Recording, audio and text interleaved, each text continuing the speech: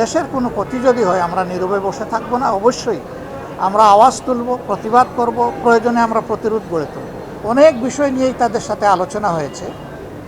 এর মধ্যে একটা বিষয় ছিল, আমাদের দেশে আপনারা জানেন যে বিপুল সংখ্যক ক্যান্সারের রোগী আছে।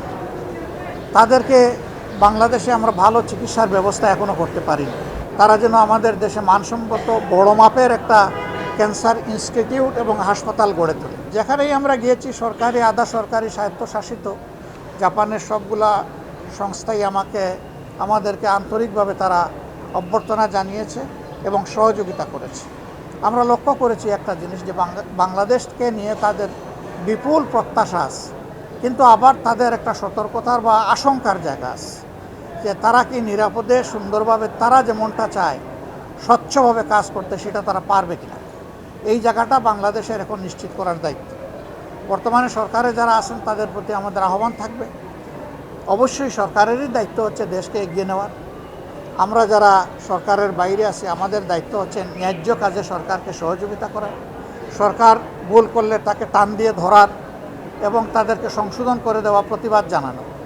সরকার যদি ভালো কাজের উদ্যোগ নেয়, তাহলে আমরা বরাবর বলে আসছি, বিশেষ করে সংসদে গিয়ে প্রথম দিনই বলেছি, শেষ দিনেও বলেছি, যে আমরা সরকারের সকল ভালো কাজের সহযোগিতা করব।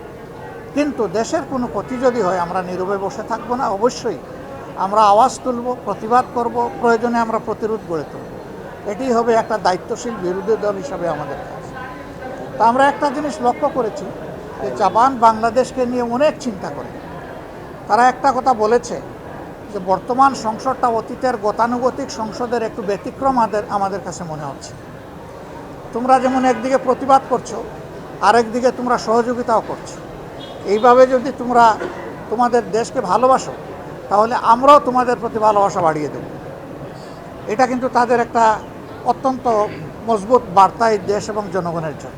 অনেক বিষয় নিয়েই তাদের সাথে আলোচনা হয়েছে। এর মধ্যে একটা বিষয় ছিল, আমাদের দেশে আপনারা জানেন যে বিপুল সংখ্যক ক্যান্সারের রোগী আছে। তাদেরকে বাংলাদেশে আমরা ভালো চিকিৎসার ব্যবস্থা এখনও করতে পারিনি।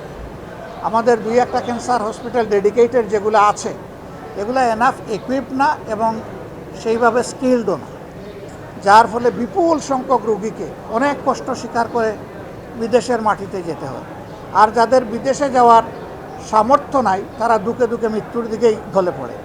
তা আমরা এই ক্ষেত্রে তাদেরকে অনুরোধ করেছি যে ফিজিবিলিটি স্টাডি করে, তারা ইনভেস্টমেন্ট বেসিসেও হতে পারে, আবার ফিলান্থ্রপিকও হতে পারে, যেভাবেই হোক তারা যেন আমাদের দেশে মানসম্মত বড় মাপের একটা ক্যান্সার ইনস্টিটিউট এবং হাসপাতাল গড়ে তোলে।